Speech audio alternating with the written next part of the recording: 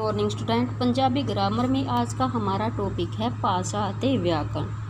भाषा ਅਤੇ व्याकरण, भाषा ਜਾਂ बोली, भाषा ਨੂੰ और की किया जाता बोली। सबसे पहले हम भाषा ਅਤੇ बोली ਦੀ परिभाषा करते हैं। ਉਹ ਸਾਧਨ ਜਿਸ ਰਾਹੀਂ ਮਨੁੱਖ ਆਪਣੇ ਮਨ ਦੇ ਭਾਵ ਅਤੇ ਵਿਚਾਰ ਇੱਕ ਦੂਜੇ ਨਾਲ ਸਾਂਝੇ ਕਰਦਾ ਹੈ ਉਸ ਨੂੰ ਭਾषा ਜਾਂ बोली ਕਿਹਾ ਜਾਂਦਾ ਹੈ। हम इसको ऐसे भी कह सकते हैं, अपने भावां जां विचारां दे वटांदरे लई मनुख जिस साधन जां माध्यम की वरतों करता है उसनूं भाषा जां बोली कहा जाता है। भाषा जां बोली दियां किस्मां, भाषा जां बोली दियां दो किस्मां हन, बोलचाल की भाषा अते लिखती भाषा। बोलचाल की भाषा, बोलचाल की भाषा जिवें कि इस दे नां तो ही सिद्ध हुंदा है। बोलचाल ਜਿਹੜੀ ਭਾਸ਼ਾ ਅਸੀਂ ਬੋਲ ਕੇ ਇੱਕ ਦੂਜੇ ਨਾਲ ਗੱਲਬਾਤ ਕਰਦੇ ਹਾਂ ਉਸਨੂੰ ਬੋਲਚਾਲ ਦੀ ਭਾਸ਼ਾ ਕਿਹਾ ਜਾਂਦਾ ਹੈ। ਬੋਲਚਾਲ ਦੀ ਭਾਸ਼ਾ ਭਾਸ਼ਾ ਦਾ ਮੌਖਿਕ ਰੂਪ ਹੈ। ਇਸ ਵਿੱਚ ਅਸੀਂ ਆਪਣੀ ਗੱਲਬਾਤ ਬੋਲ ਕੇ ਕਰਦੇ ਹਾਂ। इस भाषा में स्थानक शब्दावली वधेरे शामिल होंगे। स्थानक शब्दावली का मतलब है कि उस एरिया की टच, लैंग्वेज टच, जिस एरिया में वो इंसान रह रहा है उस एरिया का लैंग्वेज टच होता है। इस करके ये बहुत ही शुद्ध नहीं होंगे। हेठां दित्ती चित्रां विच इसकी वरतों की गई है। काका रोना क्यों है, जिवें कि इस विच लिखा है काका रोना क्यों है। जेकर असी पंजाबी साहित्यक भाषा के अकॉर्डिंग लिखा जाए तो काका रोंदा क्यों है लिखा जाएगा, लेकिन इत्थे लिखा है कि काका रोना क्यों है। इसका अर्थ यह है कि यह एक बोलचाल की भाषा है अते इस विच स्थानक शब्दावली वधेरे है। असी घरे जाना है, असी घरे जाना है। तो अगर असी लिखते हाँ, जेकर असी ऐ लिखते हाँ कि असी घरे जाना तो यह की है बोलचाल की भाषा है, क्योंकि यह शुद्ध नहीं है, अशुद्ध है। धुप बहुत तेज है, बोलचाल की भाषा कदे भी पूर्ण रूप नाल व्याकरणिक तौर पर शुद्ध नहीं होंदी, उस विच अशुद्धियां होंदियां हन। इस करके ही इसनूं बोलचाल की भाषा कहा जाता है। दूजा पॉइंट साडा है लिखती भाषा।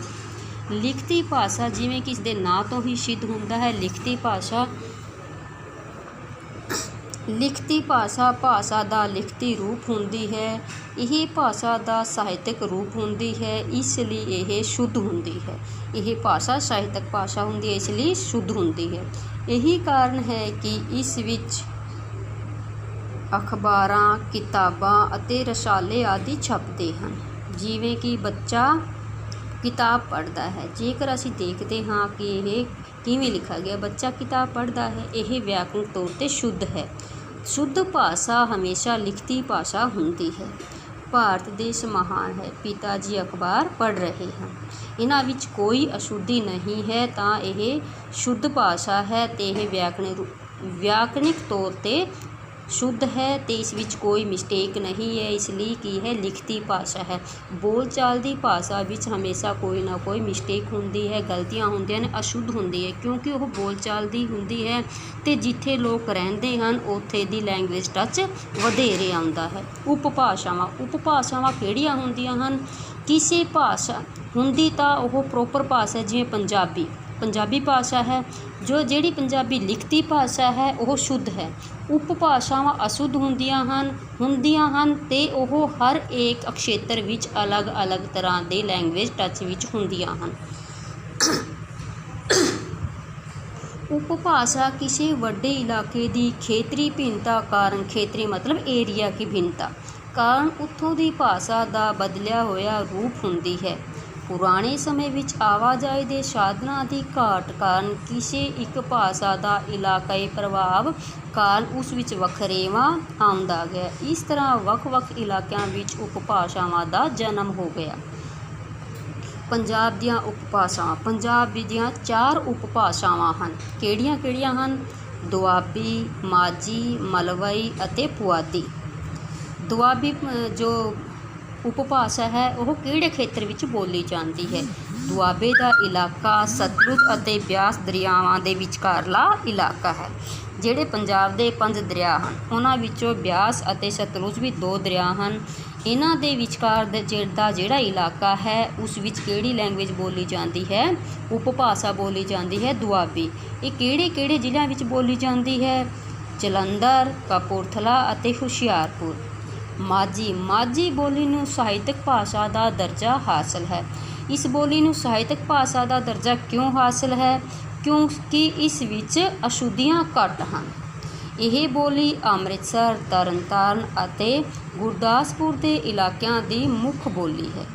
ਇਸ ਤੋਂ ਇਲਾਵਾ ਇਹ ਲਾਹੌਰ, ਪਾਕਿਸਤਾਨ ਵਿੱਚ ਵੀ ਬੋਲੀ ਜਾਂਦੀ ਹੈ।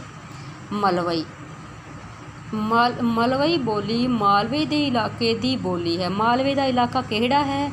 ਇਸ ਵਿੱਚ ਲੁਧਿਆਣਾ, ਫਿਰੋਜ਼ਪੁਰ, ਫਰੀਦਕੋਟ, ਬਠਿੰਡਾ ਆਦਿ ਇਲਾਕੇ ਆਉਂਦੇ ਹਨ।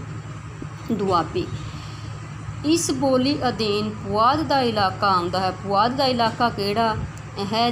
ਕਿਹੜੇ ਜ਼ਿਲ੍ਹੇ ਦੇ ਇਲਾਕੇ ਨੂੰ ਪੁਆਧ ਦਾ ਇਲਾਕਾ ਘੋਸ਼ਿਤ ਕੀਤਾ ਗਿਆ ਹੈ? ਉਹ ਹਨ, ਇਸ ਵਿੱਚ ਰੋਪੜ, ਪਟਿਆਲਾ, ਮੋਰਿੰਡਾ, ਸੰਗਰੂਰ ਦੇ ਕੁਝ ਹਿੱਸੇ ਆਉਂਦੇ ਹਨ। ਭਾਸ਼ਾ ਦੀ ਮਹੱਤਤਾ। ਭਾਸ਼ਾ ਦੀ ਮਹੱਤਤਾ ਪੜ੍ਹਨੀ ਹੈ। ਕਿਉਂ ਇੰਪੋਰਟੈਂਟ ਹੈ ਭਾਸ਼ਾ ਸਾਡੇ ਲਈ? ਸਭ ਤੋਂ ਪਹਿਲਾਂ ਅਸੀਂ ਦੇਖਦੇ ਹਾਂ ਕਿ ਭਾਸ਼ਾ ਤੋਂ ਬਿਨਾਂ ਅਸੀਂ ਨਾ ਤਾਂ ਆਪਣੇ ਮਨ ਦੇ ਭਾਵ ਦੂਜਿਆਂ ਨੂੰ ਕਹਿ ਸਕਦੇ ਅਤੇ ਨਾ ਹੀ ਦੂਜਿਆਂ ਦੇ ਵਿਚਾਰ ਅਸੀਂ ਸੁਣ ਸਕਦੇ। ਜੇਕਰ ਸਾਡੇ ਕੋਲ ਭਾਸ਼ਾ ਨਹੀਂ ਹੁੰਦੀ ਤਾਂ ਕੋਈ ਵੀ ਗੱਲ ਦਾ ਆਦਾਨ ਪ੍ਰਦਾਨ ਨਹੀਂ ਹੁੰਦਾ।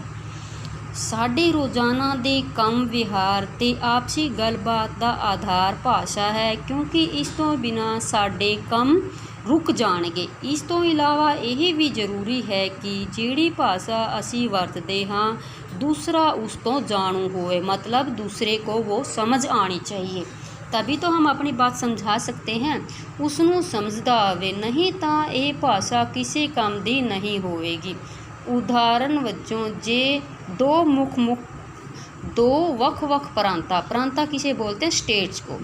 ਜਾਂ ਦੇਸ਼ਾਂ ਦੀ ਭਾਸ਼ਾ ਵੱਖ-ਵੱਖ ਹੋਣ ਕਰਕੇ ਉੱਥੇ ਦੇ ਵਸਨੀਕ ਕਿਸੇ ਰਹਿਣ ਵਾਲੇ ਲਈ ਦੂਸਰੇ ਦੀ ਭਾਸ਼ਾ ਬੇਮਾਨੀ ਹੋ ਜਾਂਦੀ ਹੈ। ਬੇਮਾਨੀ मतलब अनजान। इस तरह आपसी गलबात का आधार भी साझी भाषा ही हो सकती है। मान लो एक पंजाब का रहने वाला है गुजरात का, वो गुजराती बोलता है, गुजरात का रहने वाला, और पंजाब का रहने वाला पंजाबी बोलता है। वो एक दूसरे की लैंग्वेज नहीं समझते, लेकिन साझी भाषा क्या है? हमारे देश की राष्ट्रभाषा जो है हिंदी, वो सारे देश में बोली जाती है, पढ़ाई जाती है। तो वो आपस में गलबात करने के लिए किस लैंग्वेज को चूज कर सकते हैं? हिंदी को।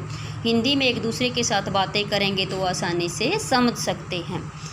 इस तो इलावा जे कोई विषा ਜਾਂ ਹੁਨਰ ਸਿੱਖਣਾ ਹੋਵੇ ਤਾਂ ਉਸ ਦਾ ਮਾਧਿਅਮ ਵੀ ਭਾਸ਼ਾ ਹੀ ਬਣਦੀ ਹੈ। ਇਸ ਤਰ੍ਹਾਂ ਹਰ ਤਰ੍ਹਾਂ ਦਾ ਗਿਆਨ ਵਿਗਿਆਨ ਅਗਲੀ ਪੀੜ੍ਹੀ ਤੱਕ ਭਾਸ਼ਾ ਦੁਆਰਾ ਹੀ ਪਹੁੰਚਦਾ ਹੈ। ਇਹ ਗੱਲ ਵੱਖਰੀ ਹੈ ਕਿ ਇਹ ਗਿਆਨ ਮੌਖਿਕ ਵੀ ਹੋ ਸਕਦਾ ਹੈ ਅਤੇ ਲਿਖਤੀ ਵੀ। ਮੌਖਿਕ ਹੋਵੇ ਜਾਂ ਲਿਖਤੀ ਹੋਵੇ, ਲੇਕਿਨ ਕੀ ਹੈ ਕਿ ਉਸ ਗੱਲ ਨੂੰ ਸਮਝਣ ਲਈ ਸਾਨੂੰ ਉਹ ਭਾਸ਼ਾ ਆਉਣੀ ਜ਼ਰੂਰੀ ਹੈ। ਭਾਰਤ ਦੇਸ਼ ਦੀਆਂ ਭਾਸ਼ਾਵਾਂ।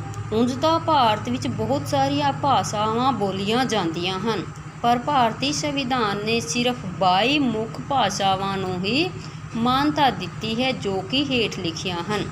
क्या है? इंडिया में बहुत सारी लैंग्वेज बोली जाती है, लेकिन संवैधानिक तौर पर किसे मान्यता प्राप्त है? 22 भाषाओं को। वो कौन कौन सी है?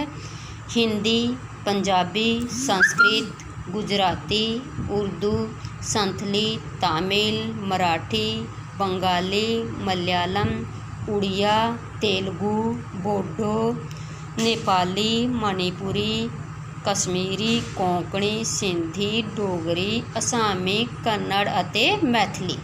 ਇਹ 22 ਮੁੱਖ ਭਾਸ਼ਾਵਾਂ ਹਨ ਜਿਨ੍ਹਾਂ ਨੂੰ ਸੰਵਿਧਾਨ ਵਿੱਚ ਮਾਨਤਾ ਪ੍ਰਾਪਤ ਹੈ।